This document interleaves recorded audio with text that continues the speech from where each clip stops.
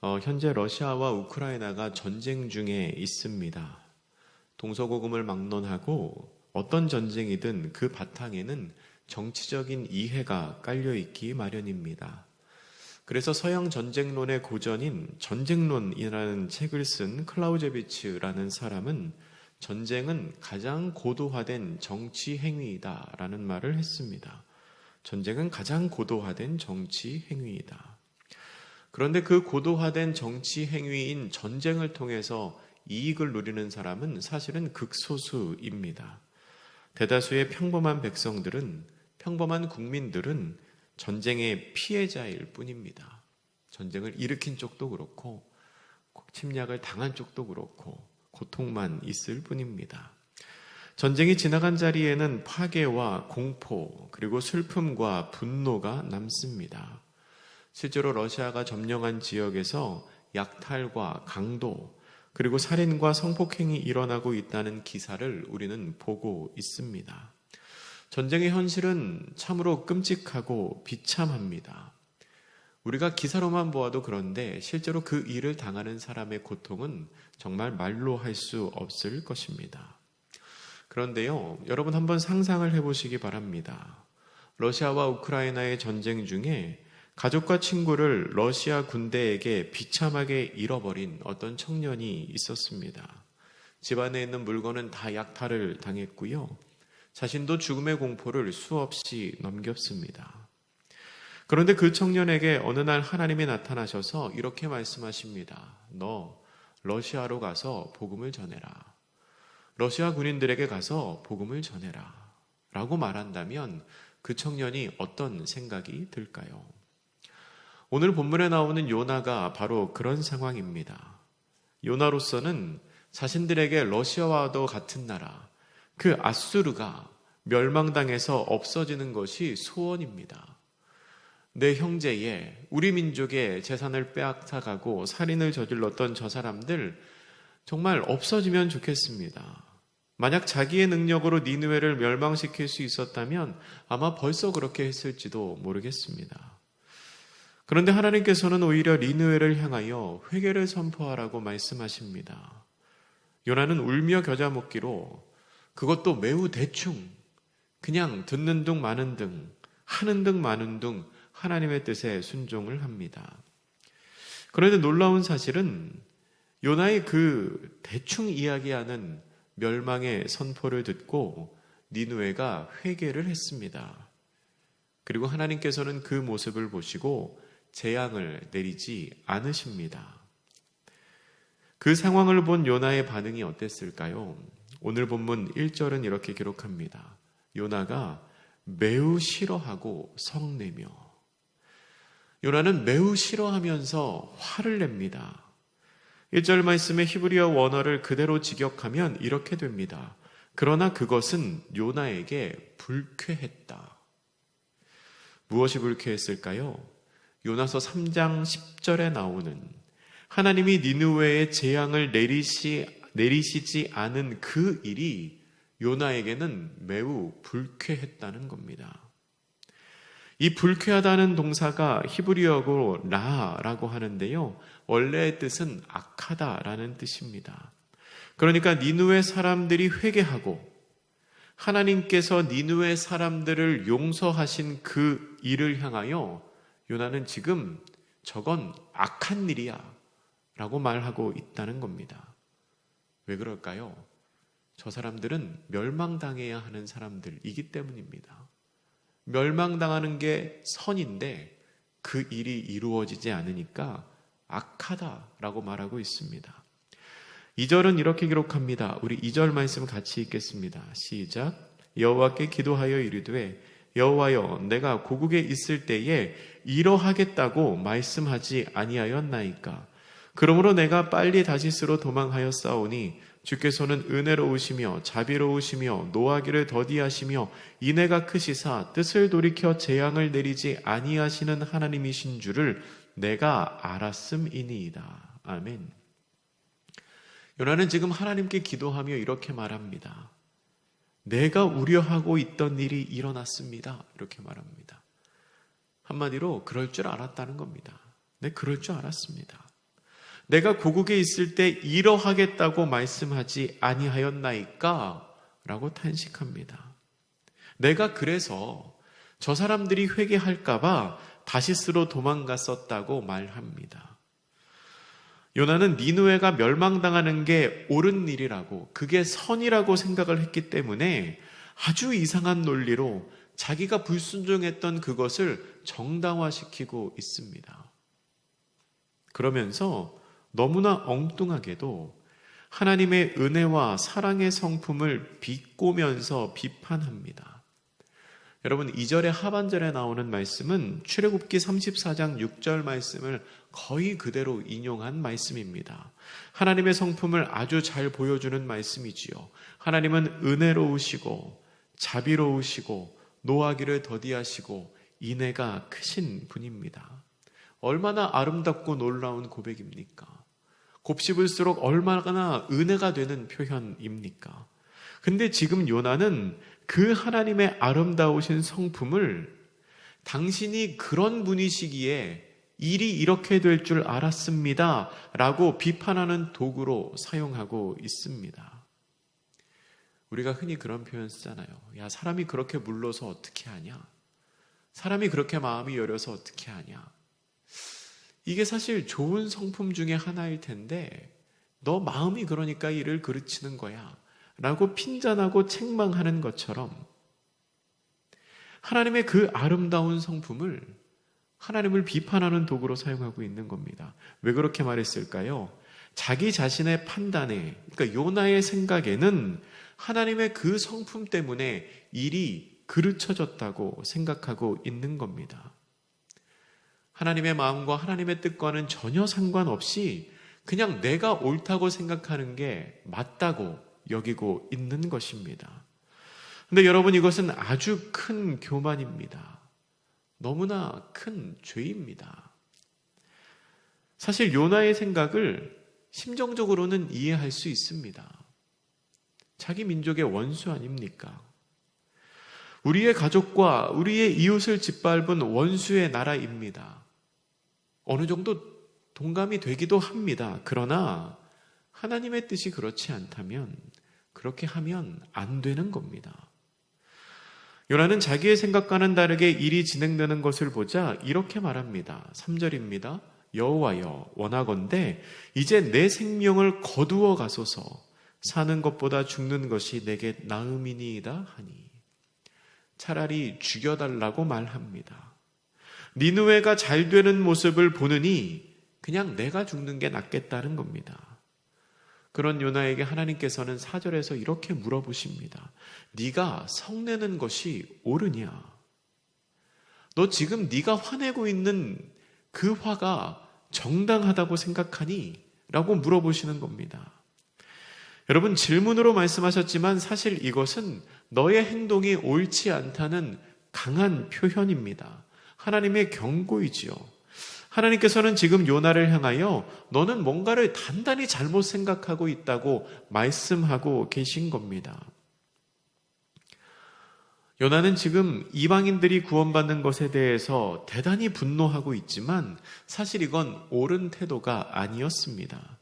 이건 매우 편협한 시각이었습니다. 또한 하나님의 백성, 곧 언약 백성의 사명을 완전히 망각한 모습이었습니다. 여러분, 하나님께서 이스라엘을 부르시고 그들을 택하시고 그들에게 복을 주신 이유 중에 하나는 그들로 하여금 제사장 나라가 되게 하기 위해서였습니다.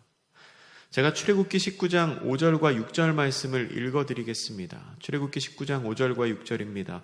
세계가 다 내게 속하였느니 너희가 내 말을 잘 듣고 내 언약을 지키면 너희는 모든 민족 중에서 내 소유가 되겠고 너희가 내게 대하여 제사장 나라가 되며 거룩한 백성이 되리라. 너는 이 말을 이스라엘 자손에게 전할지니라. 아멘. 하나님께서 이스라엘에게 뭐라고 말씀하십니까? 너희는 모든 민족 중에서 내 소유가 되고 내게 대하여 제사장 나라가 될 것이다. 여러분, 제사장이 하는 역할이 무엇입니까? 하나님과 사람 사이를 연결해 주는 역할입니다. 그런 것처럼 제사장 나라가 하는 역할은 하나님과 이방 민족을 연결시키는 역할을 이스라엘을 통하여 하겠다는 겁니다. 내가 너희들에게 나의 말씀, 나의 율법, 규례를 주었으니 너희를 통하여 이방 민족이 나와 연결될 것이다. 하나님이 말씀하고 계셨습니다. 그게 이스라엘 민족이 감당해야 하는 역할이고 사명입니다. 그런데 요나는 그 역할을 완전히 잃어버렸습니다. 완전히 잃어버린 채 그냥 자기의 감정만 내세워서 내가 왜 일을 해야 하는 겁니까? 왜 저 사람들이 구원받아야 되는 겁니까? 화내며 하나님께 반문하고 있는 겁니다. 5절 말씀부터는 장면이 바뀝니다. 요나는 하나님의 질문에는 대답하지 않고 성 밖으로 나가버립니다. 그리고 그곳에 초막을 짓고 무슨 일이 일어나는지를 살펴봅니다. 어쩌면 요나는 하나님이 니느웨를 다시 멸망시키실 것을 기대하면서 그 성읍을 바라보고 있었을지 모르겠습니다. 그런데 그때 하나님께서 박넝쿨을 하나 예비하십니다. 박넝쿨을 하나 예비하셔서 요나에게 내리쬐는 햇빛을 막아주십니다. 6절의 마지막에 보면 요나는 그 박넝쿨로 말미암아 크게 기뻐했다라고 기록합니다. 햇빛이 내려쬐는데 그 햇빛을 막아주는 박넝쿨로 말미암아 크게 기뻐합니다. 하나님이 베푸신 은혜에 대한 요나의 반응이 큰 기쁨으로 드러난 것입니다. 근데 이 요나의 반응이 참 재미가 있으면서도 또 한편으로는 매우 씁쓸합니다. 하나님께 막 성을 내다가 기뻐하는 모습이 참 우스워 보이면서도 한편으로는 하나님이 니느웨에게 은혜를 베풀어 주셨을 때는 그것이 악하다고 비난하고 성을 내더니 하나님이 자기에게 베풀어 주신 은혜에는 막 기뻐하는 요나의 모습이 참으로 씁쓸합니다. 다른 사람에게 은혜 베푸시는 것은 화를 내고 어떻게 그렇게 하실 수 있습니까? 자기에게 은혜를 베풀어 주셨을 때는 그게 너무나 기쁜 겁니다. 여러분, 너무 자기중심적인 사고, 자기중심적인 신앙 아닙니까? 똑같은 하나님의 은혜인데 그 은혜가 단지 다른 사람에게 비추어졌다고 해서 화를 내고 나에게 비춰졌을 때는 기뻐하는 게 과연 옳은 신앙인의 모습일까요? 그런데 그렇게 좋아했던 박넝쿨을 벌레가 갉아먹어 버립니다. 하나님께서 예비하신 벌레였습니다. 박넝쿨이 없어지고 뜨거운 해가 그대로 머리에 내리쬐이자 요나는 너무나 괴로워서 스스로 죽기를 구합니다. 그때 하나님이 다시 한번 요나에게 물어보십니다. 본문 9절 말씀인데요. 9절 우리 같이 읽어보겠습니다. 시작. 하나님이 요나에게 이르시되 내가 이 박넝쿨로 말미암아 성내는 것이 어찌 옳으냐 하시니 그가 대답하되 내가 성내어 죽기까지 할지라도 옳으니이다 하니라. 아멘. 요나는 자기 자신에게 잠깐 주어졌던 것이 없어진 사실에 대하여 분노를 감추지를 못합니다. 단지 하루 있다가 없어진 것인데 그것이 있다가 없어졌다는 사실에 매우 분노하며 내가 지금 화를 내는 것은 정당합니다. 이렇게 분노하는 건 옳은 일입니다. 라고 하나님께 항변하고 있습니다. 그런 요나에게 하나님께서 마지막으로 이렇게 질문하십니다. 오늘 본문의 10절과 11절 말씀 우리 같이 읽습니다. 시작. 여호와께서 이르시되 내가 수고도 아니하였고 재배도 아니하였고 하룻밤에 났다가 하룻밤에 말라버린 이 박넝쿨을 아꼈거든 하물며 이 큰 성읍 니느웨에는 좌우를 분별하지 못하는 자가 12만여 명이요 가축도 많이 있나니 내가 어찌 아끼지 아니하겠느냐 하시니라. 아멘. 이것은 요나의 가슴을 찌르는 질문이었을 겁니다. 너는 하룻밤에 났다가 하루 만에 말라버린 이 박넝쿨이 그렇게 소중하니?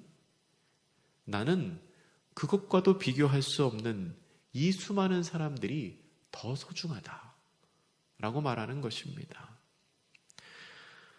요나가 이 하나님의 질문에 어떻게 답을 했을지 모르겠습니다. 성경은 요나의 답을 기록하고 있지 않습니다. 그런데 사실 요나의 답이 중요하지는 않습니다. 요나가 뭐라고 대답을 했든 그건 중요하지 않습니다. 지금 이 본문의 마지막 말씀 10절과 11절에 담긴 이 하나님의 뜻이 더 중요하기 때문입니다. 하나님께서 요나의 마음을 모르셨겠습니까? 여러분, 하나님이 요나의 마음을 모르셨을까요? 그 아수르와 니누의 사람들을 미워하고 싫어하는 그 마음을 모르셨을까요? 모르고 계속 이렇게 요나에게 말씀하시는 걸까요? 아닙니다. 충분히 아셨을 겁니다. 누구보다도 잘 아셨을 겁니다. 그런데 그건 상관없다는 겁니다. 지금 하나님이 하시는 말씀은 그건 상관없다는 겁니다.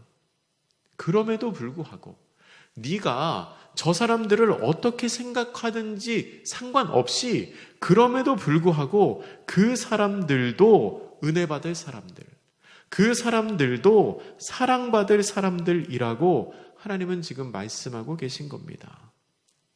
아무리 이방인이고 아무리 원수라도 그 사람들은 너의 증오의 대상이 아니라 사랑의 대상이고 전도의 대상이라고 말씀하고 계십니다. 하나님의 사람들의 사명은 그가 누구든 그 사람에게까지 하나님의 사랑을 전하는 것입니다. 왜 그렇습니까? 나는 그 사람이 미워도 하나님이 그 사람을 아끼고 사랑하시기 때문입니다. 설교를 시작하면서 말씀드렸던 그 가상의 우크라이나 청년과 똑같은 상황을 겪었던 사람이 있습니다. 미국 예일대학교에 미로슬라프 볼프라고 하는 유명한 교수님이 계십니다. 기독교 학자시고 목사시고 교수이신데요. 이 볼프 교수님의 고향이 크로아티아입니다. 크로아티아. 이 크로아티아라는 나라는 예전에 유고슬라비아 연방에 속해 있던 나라입니다. 그런데 예전에 이 유고슬라비아 연방에 어떤 일이 있었냐면 민족끼리 그 인종학살, 서로 다른 민족을 완전히 없애버리려고 하는 그 인종학살의 대비극이 있었습니다. 이 볼프 교수님이 그 비극을 실제로 겪었습니다. 가족과 친구들이 아무 이유 없습니다. 그냥 너희 민족은 없어져야 돼 라는 이유로 죽임을 당하는 일을 실제로 겪었습니다. 근데 이 볼프 교수님에게 그 비극을 겪으면서 심각한 고민이 생겼습니다. 무슨 고민이냐면 우리 민족을 학살했던 그 사람들은 과연 천국에 갈 수 있는가라는 고민입니다. 다 기독교 국가거든요. 다 하나님 믿는 사람들입니다. 죽인 사람들도, 죽임을 당한 사람들도 다 하나님 믿는 사람들입니다. 이분은 목사시거든요. 신학교 교수시거든요. 너무 고민이 되는 겁니다. 그 학살자들 천국에 갈 수 있습니까? 머리로는 이해하죠. 예수를 믿으니까 천국 갈 거다. 근데 마음으로는 용납이 안 되는 겁니다. 저 사람들이 어떻게 천국에 갈 수 있는가? 이 고민을 아주 오랫동안 하셨다고 합니다. 이 실존적인 고민을 아주 오랫동안 하시다가 이분이 답을 얻으셨습니다. 그 답을 이렇게 말합니다. 저 학살범이 천국에 못 간다면 나도 천국에 못 갈 겁니다. 저 학살범이 지옥에 간다면 나도 지옥에 갈 겁니다. 이게 무슨 말입니까? 내 마음으로는 저 사람들이 너무나 악한 죄인들인데 하나님 보시기에는 똑같다는 겁니다. 너무나 밉고 너무나 싫지만 구원의 문제는 내 감정에 따라 이루어지는 게 아니라는 겁니다. 예수를 믿음으로 천국 가는 것이고요. 그 모든 것은 다 하나님의 주권 아래에 있다는 겁니다. 말씀을 정리합니다. 하나님은 세상 모든 사람들을 구원하기를 원하십니다. 그리고 모든 사람들이 복된 삶을 살기를 원하시는 긍휼의 하나님이십니다. 하나님께서는 그러한 하나님의 마음을 몰랐던 요나에게 그 마음을 가르쳐주고 싶으셨을 겁니다. 그래서 아마 계속해서 물어보셨던 것 같습니다. 요나가 하나님의 그 마음을 알기를 원하셨습니다. 여러분, 우리가 내 생각, 내 판단이 아니라 하나님의 마음으로 생각하고 하나님의 시각으로 바라볼 수 있으면 좋겠습니다. 예수님께서는 모든 사람을 살리시기 위해서 자신의 몸을 내어주셨습니다. 예수님께서 사망 권세를 이기시고 부활하신 이 부활의 아침에 모든 사람을 사랑하시는 그 하나님의 사랑을 기억하고 전하는 복된 성도님들 되시기를 주님의 이름으로 축복합니다. 기도하겠습니다. 사랑의 하나님, 요나는 니느웨 사람들이 구원받는 것에 대해서 매우 분노하고 화를 냈습니다. 이해를 하지 못했습니다. 요나의 그 마음이 심정적으로는 어느 정도 이해가 됩니다. 그러나 모든 사람들을 사랑하시고 모든 사람들이 구원받기를 원하시는 그 하나님의 마음을 우리가 깨닫게 되면 그들까지도 사랑하게 되고 그들도 복음을 전하는 전도의 대상이 됨을 알게 됩니다. 그 일을 완성하시기 위해 예수님이 이 땅에 오셔서 십자가를 지셨고 돌아가셨다가 3일 만에 부활하셨습니다. 그 주님의 사랑을 우리가 기억하게 하시고 또한 그 주님의 사랑을 전하는 하루가 되게 하여 주시옵소서. 감사드리며 예수님의 이름으로 기도드립니다. 아멘.